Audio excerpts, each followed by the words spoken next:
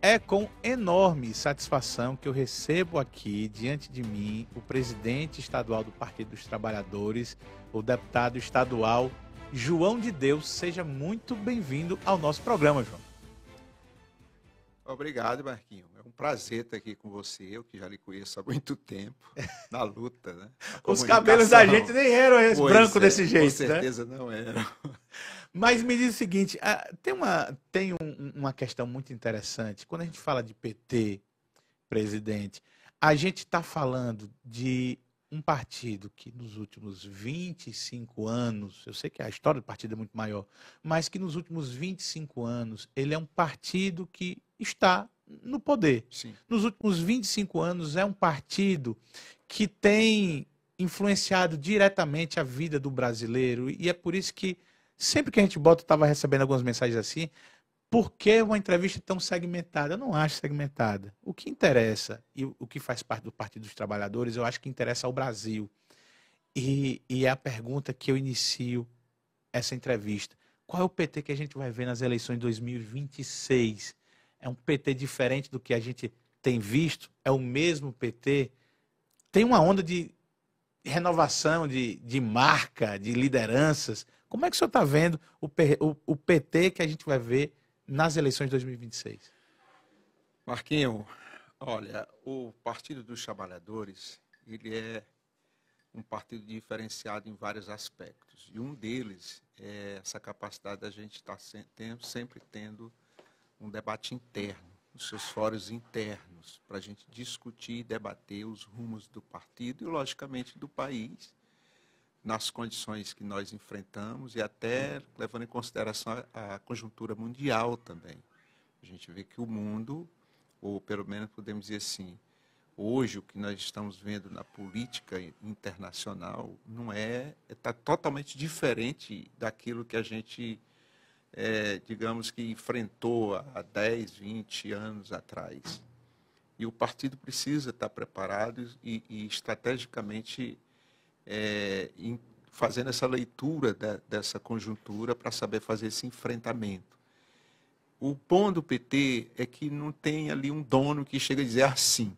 Por mais que a gente diga assim, por exemplo, nossa maior liderança política aqui no estado do Piauí, na minha avaliação e no entendimento de todos nós, é o nosso ministro Wellington Dias, né, que é o arquiteto desse trabalho ao longo desses 20 anos. Sim. Conquistou o governo do estado e conseguiu eleger todos os seus sucessores. Inclusive, ele foi governador durante 4 anos. Aliás, 4 governos. 4 governos. Eleito em primeiro turno. Né? A gente não vai discutir isso.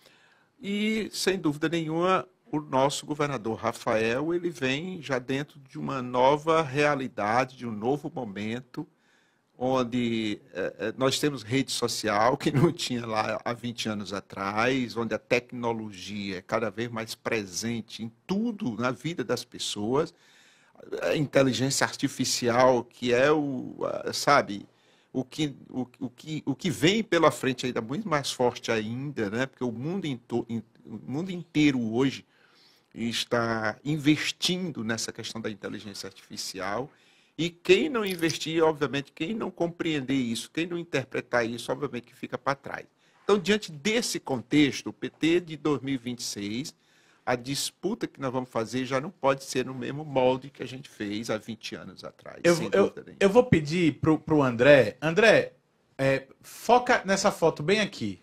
Vê se você consegue, André, mostrar essa foto bem aqui. É uma foto, bem aqui, pronto. Essa foto é a foto que está no seu WhatsApp. Verdade. Presidente. É você no meio, de um lado o Wellington Dias, de um lado o Rafael. Está bem aqui, deputado João de Deus, presidente do PT, para mostrar que é a foto que está lá. Sim. Sabe qual é a minha curiosidade? É todo mundo dentro do PT que consegue pegar nessas duas mãos ao mesmo tempo? Rafael Fonteles e Wellington Dias. Você pegou nas duas mãos, está lá para você dizer. É como se tivesse assim um pé no passado, um pé no futuro. Não. Aí foi num evento do PT. Certo. Tá? Nós fizemos um seminário no ano passado, inclusive teve presente a nossa presidenta na época, Gleisi Hoffmann. Sim. E ali nós tivemos um momento em que a gente fez essa foto, eu, o Wellington e o Rafael. Né? Mas eu entendo, não é, como eu disse aqui para você, que o partido ele precisa se renovar, sim. Sim. Considerando tudo aquilo que eu já falei, que eu não vou repetir. Certo. Tá? No entanto, as suas bases principais, elas continuam, não é, dando a linha geral. E aí eu vou explicar o que significa isso. O PT, eu participei hoje, por exemplo, do movimento ali do 1º de maio. A gente não consegue botar, tipo, 500 pessoas, umas 300 pessoas, vários movimentos, vários partidos de esquerda. É porque, realmente, diante do quadro que nós estamos vivendo, em que as pessoas, digamos que, para se manifestar, não precisam ir para a rua, elas às vezes se manifestam pelas redes sociais, elas não sentem essa necessidade de sair lá de um bairro para vir com toda a dificuldade, sabe, para ficar numa manifestação, enfim. Então, e sem nenhum investimento de infraestrutura, porque hoje, para você botar gente num determinado lugar, você precisa ter todo um aparato para levar as pessoas, João. inclusive. Eu fico pensando assim, a história do PT é a história de um partido das ruas. Sim, sim. Eu não estou falando besteira aqui. Sim, não, tá não. Então, assim, que as ruas tenham perdido espaço para as redes sociais em algum grau, ok. Sim. Mas, como você disse, que vocês não consigam botar 500 pessoas numa data que não é qualquer data. É a data dos trabalhadores. Isso me faz pensar que talvez a transição de lideranças dentro do partido não esteja sendo a melhor transição. Mas veja só, lá estava todo mundo, eu digo todo mundo, liderança de tudo enquanto é partido. De jovens, de movimento de juvenil, de universidade, e ninguém consegue botar.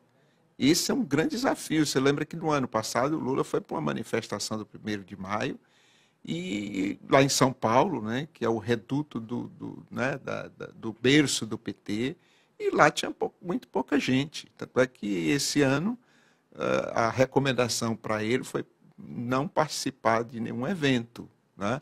Para ninguém comparar ele com o Bolsonaro? Não, porque ninguém exatamente. Porque veja só, a extrema-direita hoje ela está com uma capacidade enorme, né, de fazer mobilização. Agora, por trás ali também tem uma série de elementos que a gente está longe de imaginar. E aí eu vou te colocar bem aqui uma coisa. Me diz um para imaginar. Vamos lá.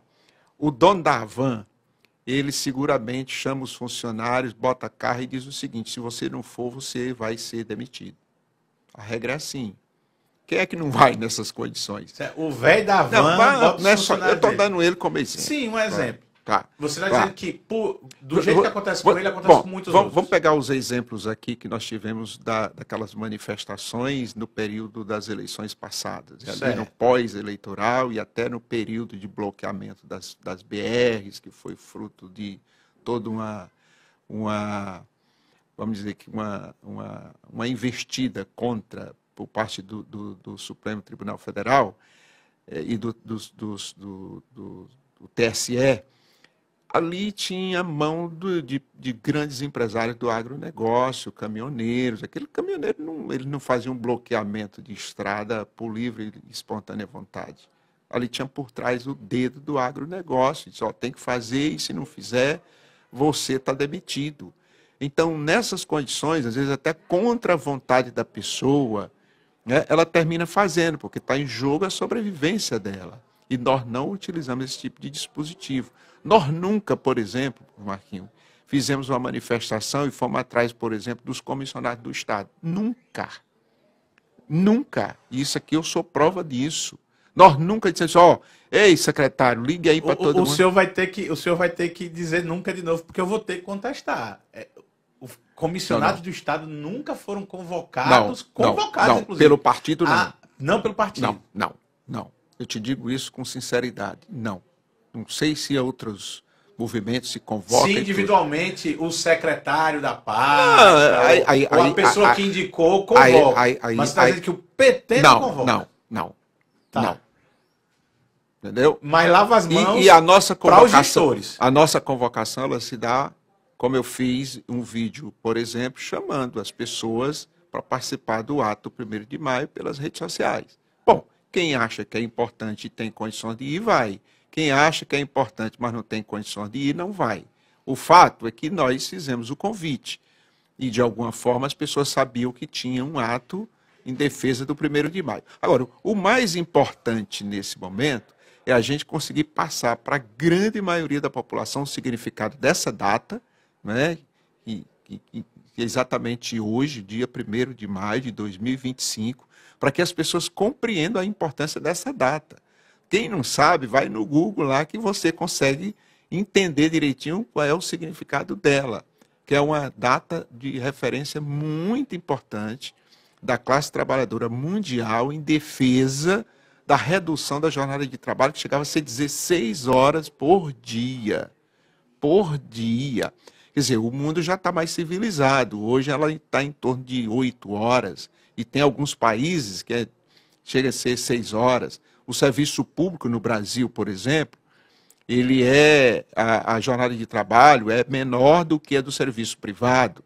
E há, inclusive, uma PEC hoje no Congresso Nacional defendendo aí a redução dessa jornada para uma jornada que é de 6,1 hoje, como se chama 6,1, que eu tenho a preocupação de explicar para as pessoas, sim, que é de 6 dias de trabalho para 1 de folga, para você reduzir pelo menos para 2 de folga. 5 por 2, seria 5 por 2. Mas tem países aí, como a França, que é 36 horas semanal, entendeu? 36 horas diárias, né? E não 40 horas. Mas, é tanto que o convite para que o senhor... Eu me importo tanto com a data e o significado das datas, sim, que o convite para que alguém do Partido dos Trabalhadores, o presidente em especial, como é o seu caso, viesse nos dar uma entrevista no dia 1º de maio, ele não é um convite qualquer, não é um convite aleatório. Não, eu sei. E eu até gostei de você ter vindo com a camisa do partido. Fiz questão. Eu não tenho problema com isso, inclusive. Mas tem uma coisa que eu queria que a gente refletisse junto aqui, João. Ao longo da história do PT, são quantos anos de história? 45 anos nós completamos agora. Pronto. 45 anos de história do PT. Nem toda convocação do PT ela era uma convocação para se discutir eleições. Sim. Era convocação para se discutir direitos, sim, dos trabalhadores, sim, sim, principalmente. Mas me parece que hoje em dia, talvez pelo partido ocupar espaços de poder, me parece que todo espaço que o partido ocupa em mídia e nas suas próprias redes sociais é um espaço que busca eleição. Será que não é isso que está afastando? E eu vou dar 2 exemplos muito claros aqui. A gente começou a discutir a eleição de Teresina em 2023. Em janeiro, Franzé Silva, presidente da Assembleia, e o deputado estadual Fábio Novo começaram a brigar um com o outro para ver quem ia ser o pré-candidato do partido nas eleições de 2024. A gente passou 2 anos discutindo a eleição por conta do PT. A gente está aqui de novo. Uma questão que é interna do partido, ganhou manchetes e tem ganho espaços, às vezes me perdoe até. Às vezes parece que eu acho que até é comprado espaço nos lugares para se discutir a eleição interna do PT. Aí parece que o PT sempre que vai para a mídia está falando de eleição. Isso não afasta o trabalhador dessas manifestações? Eu acho que não isso não afasta, mas eu acho que isso não deveria ser prioridade. Nesse sentido, acho que você tem razão. Esse ano não é ano eleitoral. No entanto, veja só, nós saímos de uma eleição passada para escolher os prefeitos e vereadores, eleição dos municipais. No próximo ano nós temos eleição para presidente da República e governos do Estado, enfim, do Parlamento Federal e tal. Esse ano nós temos a eleição do PT. Ora, em que momento a gente faz a discussão interna, faz a formação política? Esse debate a gente tem feito agora. Tanto é que a eleição do PT também, ela pega uma conotação muito ampla, considerando que ela é feita de forma direta. E são mais de 60 mil filiados espalhados em 222 municípios, onde o PT existe formalmente. Tá? Falando aqui de Piauí. Então, nesse sentido, eu levantei esse debate agora, porque, veja só, a posse do próximo presidente do PT vai ser em setembro. A eleição é dia 6 de julho. E aí, o ano acabou. O que foi que o PT fez do seu programa interno para, digamos assim, fortalecer o seu trabalho na base da sociedade? Tanto é que nós decidimos fazer um encontro agora, no final do mês de maio, começo de junho, com prefeitos, vereadores e os vice-prefeitos. Por quê? Porque era uma estratégia nossa reunir os prefeitos para discutir o modo petista de governar. E nós não conseguimos fazer no ano passado, porque quando a gente programou, o governador chamou um encontro com todos os prefeitos. E a gente entendeu que parte da pauta do governador era a nossa pauta, por exemplo, como os desafios da educação, o desafio da saúde pública, que são os temas mais importantes. Então a gente disse, se nós vamos chamar, mesmo que a gente bote 2 dias depois ou 1 dia depois, as pessoas vão se sentir atraídas e correm o risco de dar até esvaziado. Então a gente tem que fazer essas análises. Aí nós chamamos apenas uma festa de acolhimento no final do ano dos prefeitos. Mas nós estamos devendo esse evento. E aí vamos fazer agora, no final de maio, começo de junho. Estamos apenas fechando uma agenda do presidente nacional do partido, e do próprio governador e do nosso ministro Wellington Dias. Exatamente o que é importante. Bom, aí as pessoas dizem assim, mas tem vários prefeitos do PT se posicionando ao lado do Ciro Nogueira, essa coisa toda. Como é que o PT vai enfrentar isso? Vereadores de Teresina fazendo a mesma coisa. Pronto. E do interior do Estado. Do Estado também. Também. Eu digo, como o PT cresceu muito, é o partido que está, digamos, se você comparar com todos os outros estados, é o partido que está mais presente no conjunto dos municípios. E vem muita gente nova que não consegue ainda discernir a importância ideológica de um partido ideológico de esquerda como é o Partido dos Trabalhadores. Você entende que, com essa sua fala, essa pergunta ela fica super importante? Qual o PT que veremos nas eleições de 2026? Eu vou ser capaz de reconhecer o PT nas eleições? Eu acho que sim. Eu acho que sim, porque o tom central vai ser dado. Se vai ter líder do PT que não compreende a importância do projeto político que a gente defende e vai se agarrar com aquele que é adversário nosso, aí, meu irmão, fazer o quê? Eu acho que a gente não pode botar a corda no pescoço do sujeito para dizer que tem que ser assim, assim, assado.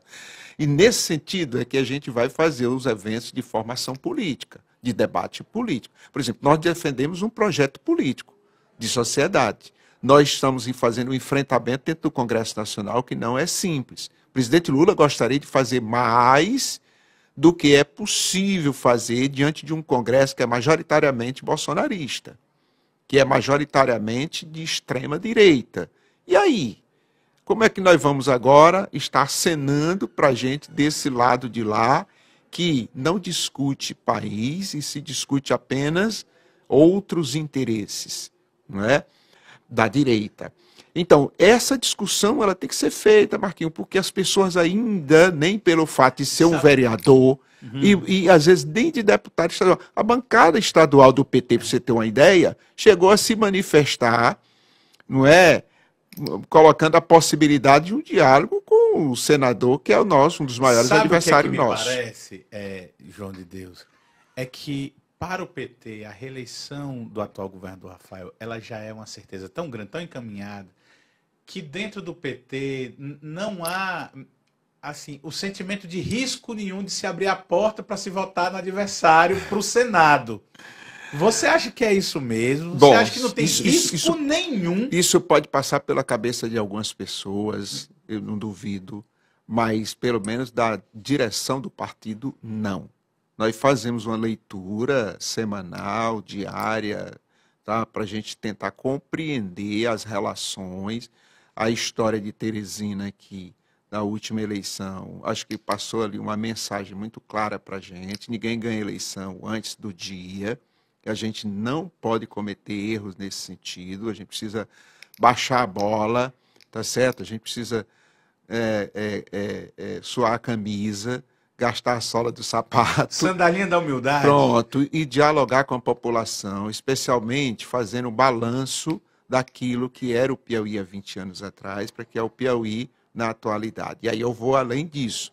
Eu me lembro do primeiro discurso do nosso então governador Wellington Dias, na abertura dos trabalhos da Assembleia, que você, acho que era na posse dele, você estava lá com certeza, e ele dizia o seguinte: o Piauí é um estado de índice de desenvolvimento muito baixo, e igualmente a Serra Leoa, que é um país da África de extrema pobreza. E o nosso projeto é tentar mudar isso em 20 anos para levar para alto. Por incrível que pareça, nós saímos de muito baixo. Você olhar no Google hoje, nós somos considerados, nós estamos com 0,71, que é considerado 0,71, que é considerado alto, portanto, foi uma mudança que aconteceu durante os 20 anos, e que a Serra Leoa continua no mesmo lugarzinho, assim como, e que não há nenhuma outra experiência que fez em 20 anos uma mudança tão, né, em tão pequeno espaço de tempo, né, digamos assim. Assim, presidente, como inclusive a gente não vai ter o tempo de entrar no mérito dessa comparação, Sim. eu quero só pontuar o seguinte: a gente podia ter, inclusive, números parecidos com Serra Leoa, mas o contexto nacional e o contexto que se inserem esses índices nos últimos 20 anos, ele é um contexto bastante diferente. Você teria aqui no Brasil, inclusive, o crescimento vegetativo desse nível de desenvolvimento. Mas o que eu queria voltar aqui é o seguinte: você já falou aqui 3 vezes sobre a liderança de Wellington Dias. Sim. O Wellington Dias, você acredita que estará envolvido aqui no Piauí, em Teresina ou no interior? Você acha que a eleição passa por ele ou não necessariamente essa eleição sai de dentro da organização que existe hoje, a organização partidária que existe hoje dentro do Karnak? Eu entendo que essa eleição ela não passa apenas por uma liderança. O governador Rafael Fontella está fazendo, na minha avaliação, um excelente trabalho. Tá? Basta ver que a aprovação dele é até maior do que a aprovação que a gente tinha até nas primeiras gestões do nosso então governador Wellington. Né? Mas, como eu disse aqui, isso passa por uma capacidade de articulação, de envolvimento de lideranças em todo o estado do Piauí, de sentimento. Porque eleição também ela é sentimento. Às vezes você pensa que basta você dialogar com as lideranças e tá ganho a eleição, e não é assim. Né? Inclusive, é a gente assim. Conversou sobre isso em 2024. Eu e você, em alguns momentos, a gente se encontrou nos corredores da Assembleia. Sim. E Preciso, sobre isso... é preciso que haja percepção. É preciso que haja percepção das pessoas. As pessoas precisam sentir que a vida delas está melhor. E sentir mais ainda que pode melhorar mais, quer dizer, que nós estamos andando para frente. À medida em que elas sentem isso, elas não vão abandonar um barco que elas têm certeza de que aquele caminho é o caminho mais correto para ir para um barco duvidoso, não é? Barco duvidoso. Então, por isso que eu digo, aqui não é só o Wellington Dias. O Wellington Dias tem um papel importante, porque ele tem essa história que eu acabei de citar aqui. A Regina Souza, com a sua história, também tem seu papel, mas o governador ele vai ser o comandante desse processo aqui no estado do Piauí, já que ele vai para uma reeleição. O Partido dos Trabalhadores, quando iniciou, não tinha uma grande estrutura. Não, né? não. O ativo do Partido dos Trabalhadores sempre foi gente, sempre foi filiado, sempre foi militante. Sim. Quando o partido começou a ter estrutura, obviamente, instrumentos, vamos botar assim, instrumentos científicos passaram a fazer parte também das tomadas de decisão. Sim. Hoje, o que é que você acredita que será preponderante para as eleições de 2026? Instrumentos científicos, estrutura financeira ou esse feeling de rua? E o digital. Do qual, olha, o Edson Vasconcelos já está aqui. Do qual o PT se distanciou um pouco, na minha visão. Você pode discordar também. Pois é, Marcos. Eu acho que o PT não pode usar apenas os instrumentos que a gente usava há 20 anos atrás. A gente sempre diz assim, a gente precisa se renovar à medida em que o momento que a gente está vivendo, ele exige isso, tá? Eu acabei de dizer aqui que existe uma coisa, rede social, e que as notícias chegam tão rápido e muitas vezes com muita fake news, e que às vezes não, e combater uma fake news, ela é muito mais difícil do que você sair na frente acusando alguém, né? Cometendo uma fake news. Então, esses instrumentos novos a gente não conseguiu dominar ainda, né? Não conseguiu dominar. Portanto, isso é muito desafiador. Agora, como eu disse, né? Nesse sentido, é importante eu registrar aqui que o governador Rafael Fonteles, ele domina melhor, né, esse campo. Ele domina melhor esse campo. Só que a velha guarda já domina melhor essa questão das ruas.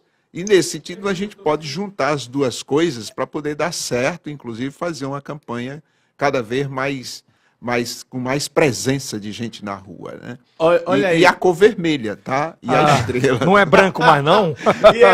Ele está dizendo aqui que essa eleição ainda não é a eleição que vai separar a velha guarda dos novinhos. Não. Viu? Eu acho que também não, mas assim, até a velha guarda ou entende o digital ou entende o digital. Tem que entender. Eu me esforço todo dia para entender, viu, Gretchen? Eu não, quero que você me ensine. Você e o Marquinhos.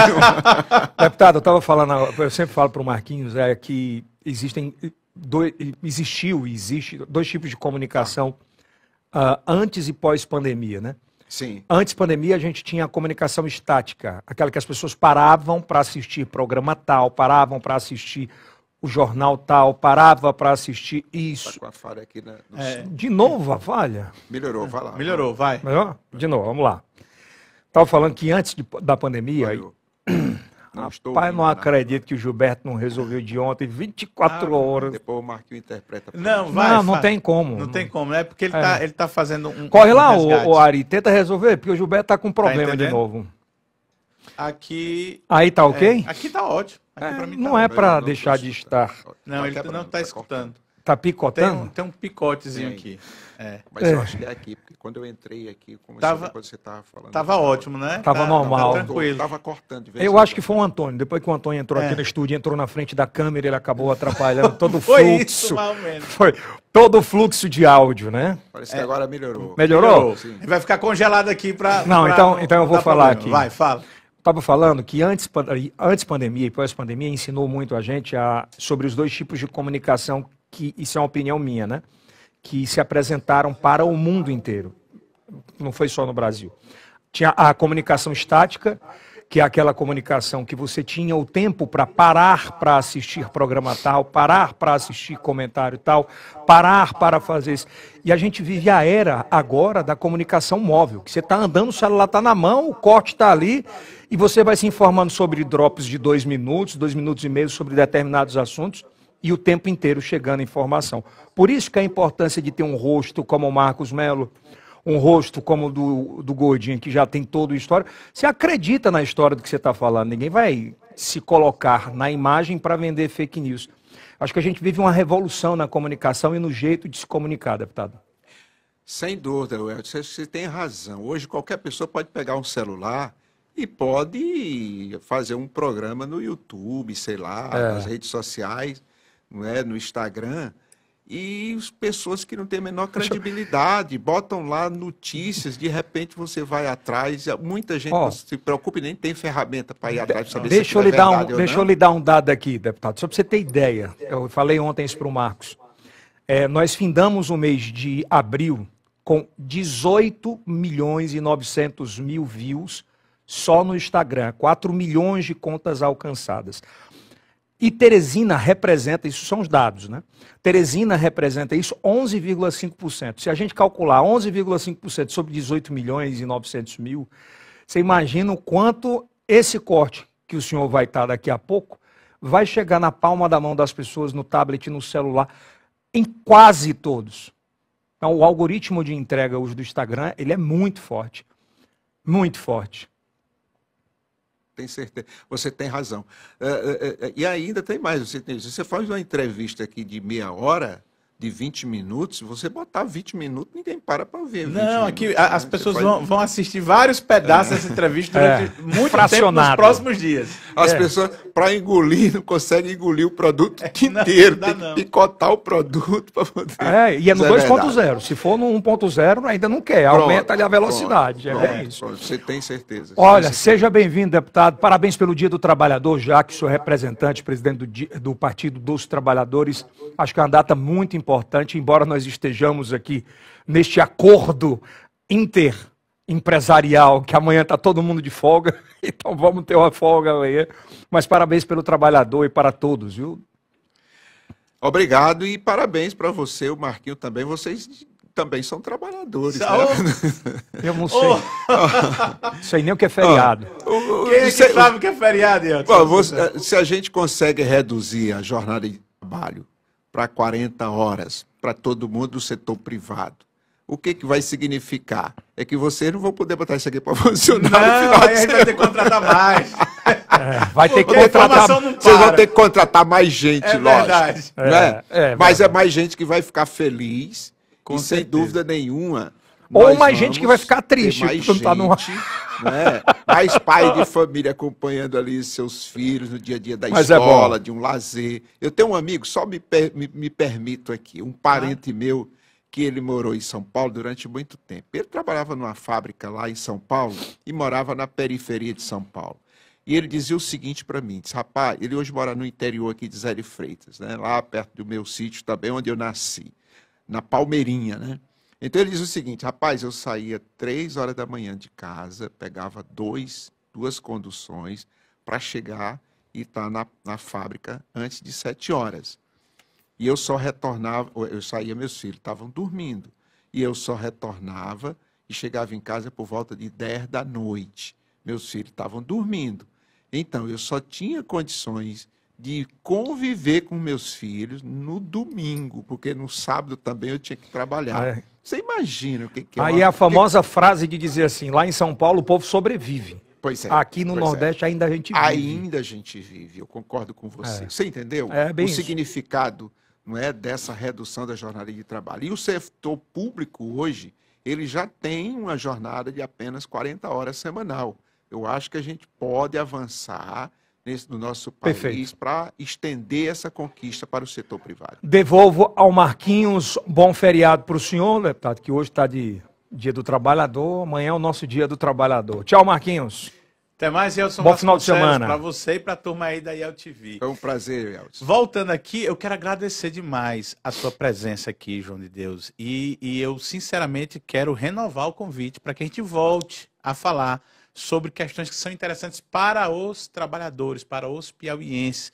E não apenas essas coisas de questão interna, de disputa interna de vocês do PT. Não, com certeza, pode porque voltar aqui. o PT ele resolve seus problemas internos. O importante a gente discutir é as questões centrais de interesse das pessoas, de um modo geral, da população, tá? Porque são muitos os desafios. O PT tem um legado, o PT tem uma história. Você perguntar para as pessoas assim, imagine se o PT deixasse de existir hoje. Quem era que fazia o contraponto à extrema-direita ou à direita? Porque a direita, ela pensa do interesse do alto empresariado lá da Faria Lima de São Paulo. E quem fazia o contraponto para defender a classe trabalhadora, que é aquela que bota a mão na massa para produzir, tá certo? E que dá o seu suor para fazer esse país crescer e se desenvolver. Então, o Partido dos Trabalhadores, as pessoas dizem, mas o PT no poder poderia fazer. Aí tem as limitações, claro. Porque você depende de um Congresso Nacional, você depende de um poder Mas judiciário, o partido está pronto. Mas está pronto e está lutando para tentar melhorar cada vez mais a vida das pessoas. João de Deus, presidente estadual do PT, essa foi a nossa entrevista dinâmica.